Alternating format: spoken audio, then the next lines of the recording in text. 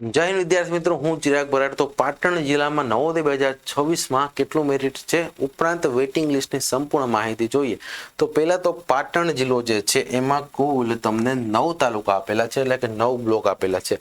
હવે વિદ્યાર્થી મિત્રો, તમારા એડમિટ કાર્ડમાં તમારે કયા બ્લોકમાંથી તમે એક્ઝામ આપેલી છે એ ચેક કરી અને તમે બ્લોક વાઇઝ પણ જોઈ શકો છો મેરિટ। ઉપરાંત વાત કરી તો ગ્રામ્ય ઓબીસી કેટેગરીમાંથી 86.25 એટલે કે જિલ્લાના 76મા ક્રમાંક સુધી વારો આવેલો છે। ત્યાર પછી વાત કરીએ તો ગ્રામ્ય એસી કેટેગરીમાં 80% એટલે કે જિલ્લાના 170મા ક્રમાંક સુધી વારો આવેલો છે। ત્યાર પછી વાત કરીએ તો અહીંયા ગ્રામ્ય એસટી કેટેગરીમાં 61.25 એટલે કે જિલ્લાના 1315મા ક્રમાંક સુધી વારો આવેલો છે। ત્યાર પછી વાત કરીએ તો શહેરી ઓબીસી કેટેગરીમાં 93.75 એટલે કે જિલ્લાના 19મા ક્રમાંક સુધી વારો આવેલો છે।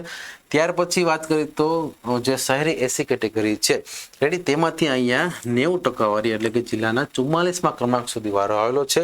ત્યાર પછી શહેરી ડિસેબલ કેટેગરીમાંથી 65% એટલે કે જિલ્લાના 966 ક્રમાંક સુધી વારો આવેલો છે।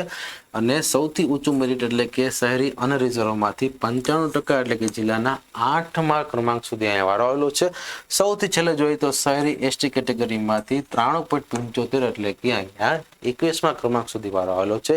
હવે તમારા જિલ્લાની નવોદયની ઓફિશિયલ વેબસાઇટ અથવા તમારા જિલ્લામાં રહેલી શિક્ષણ કચેરી ડીઓ ઓફિસમાંથી તમે વેઇટિંગ લિસ્ટની માહિતી મેળવી શકો છો।